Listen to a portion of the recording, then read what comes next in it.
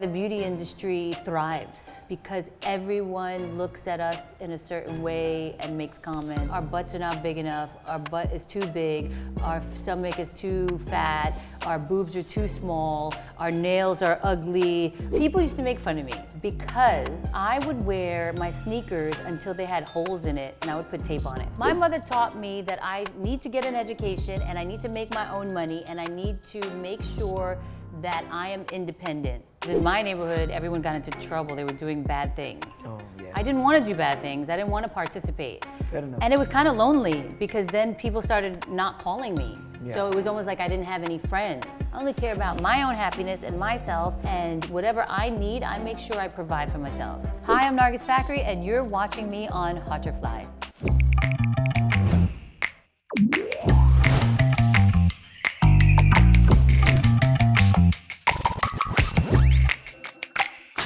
Male Feminist पे हम ले आए हैं Nargis Fakhri को. How are you? Very good, how are you? So in India, the way the things are delegated, it's like the women are supposed to do some things in the kitchen. And globally, that's not the case because everybody contributes. Everybody does their bits in the house. Oh, if you're talking about other cultures? Chores, yeah. We cannot touch upon my life because my Yeah. life is very different. I do my own stuff. I was cooking at 10 and taking care of things. In America, we all share, I guess, and everyone tries to do everything. Like a guy will cook, a guy will do laundry, the woman also, but the woman also goes to work as well as the guy goes to work.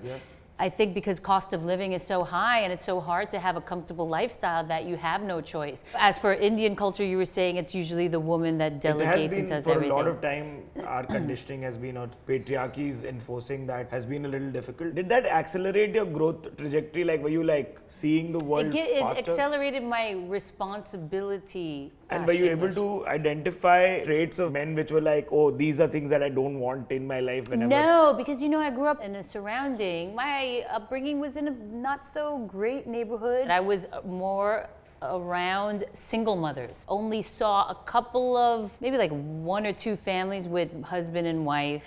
Oh, so your normal only was So very my different. normal was single parent. Even Nice. there was one family that was a single dad. Any lesson that she taught you, your mother?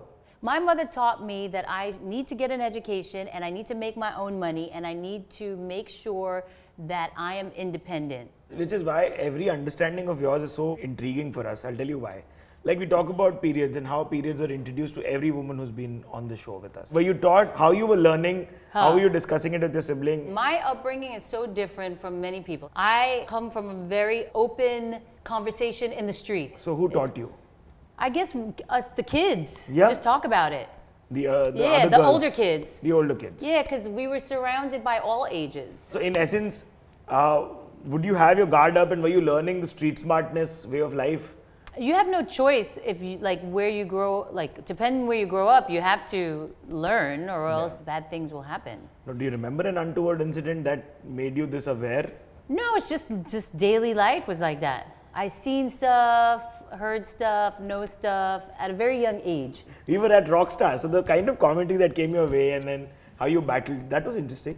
I mean, I was overwhelmed and confused. So much success in one go. Yeah.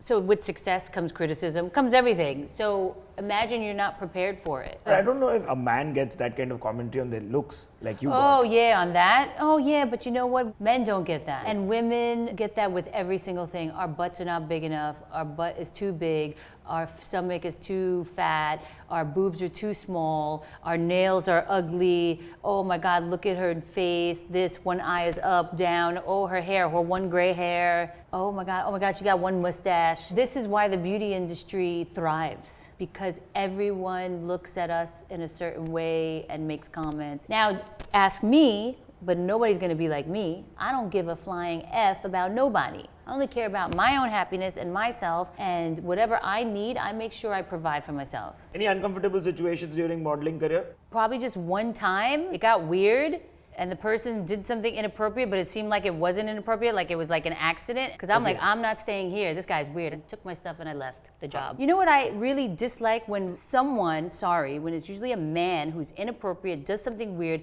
and the woman is scared and she's quiet. And I hate that because why are you ashamed and why are you scared? That person should be ashamed. 100%. Yeah, like what the hell? He's doing something weird. He's the creepo. Why do you feel bad? So you can raise your voice if you feel you're in Yeah, an uncomfortable situation. say it in front of everybody. I don't care. I say all this shit in front of anybody.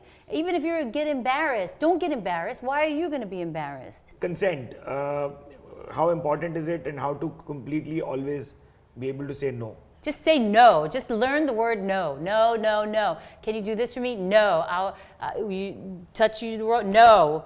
People have a hard time saying no. Like they feel bad. Why are you feeling bad? He bought you dinner. So what? Okay, good. Tell him I'll buy you dinner next week. Perfect. Like, what do you think? No. Yeah. Sorry, brother. Yeah, call him brother.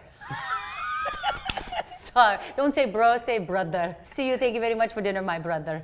Have you ever pulled one of those at the Listen, doorstep? if someone likes me, which people have told me, oh, hey, I really like you, I think we make it whatever.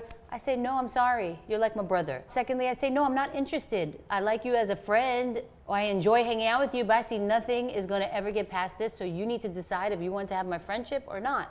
Listen, I'm not lying to nobody, and I'm not leading anyone on. So you were getting financially literate very, very early on. Did you stumble and fall, and how were you learning, and what are your current kind of investment? So unfortunately, the way I grew up, I wasn't surrounded by people who even knew anything about money. They didn't even have any money. You know, I'm thankful for the internet, and I'm thankful getting myself out of my area, and even while living there, always pushing myself to meet other people who were doing better than me. People used to make fun of me because I would wear my sneakers until they had holes in it, and I would put tape on it. And I would not buy another pair because I am not spending $60 on a new pair of sneakers because I worked too hard for that $60, and these shoes are fine. And I would shop at thrift stores. You would go to thrift stores, and a lot of rich people, they throw their clothes away, so then you can buy fancy clothes for like $2, $3. I was very savvy, I was very money conscious, I respected money. And the people around me, they wanted the new Jordans or the new this, and they wanted to look cool, and they always had something new, but I didn't care.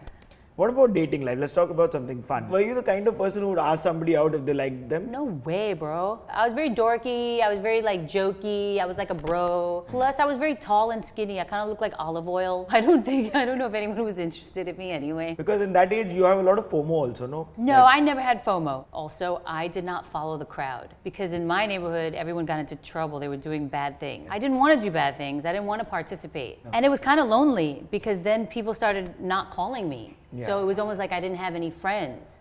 I actually had a lot of hobbies, crochet and paint and stuff like that. Amazing. Yeah, but that's not easy because a lot of people want to follow the crowd and be cool and fit in. And I understand not fitting in might be hard, but in the long run, it saves your life sometimes. Because if you get in with the wrong crowd, your whole life could be ruined. What are some red flags that people should look out for? Well, I wouldn't meet anyone from an app.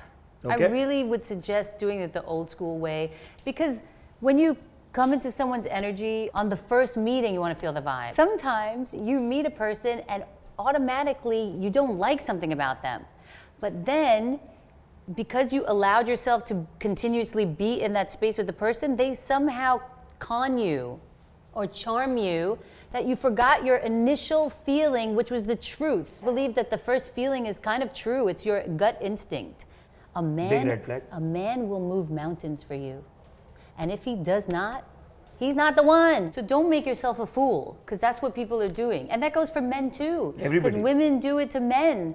And they they string ghost men. you. Yeah, they string them along, they disappear, they come back. And you know what that's doing? That's creating a dopamine spike and then a withdrawal. And then you become hooked like a drug addict. What about green flags? Green flags, definitely someone that calls you when they say they're gonna call you. Someone who sets a date and actually takes you on the date.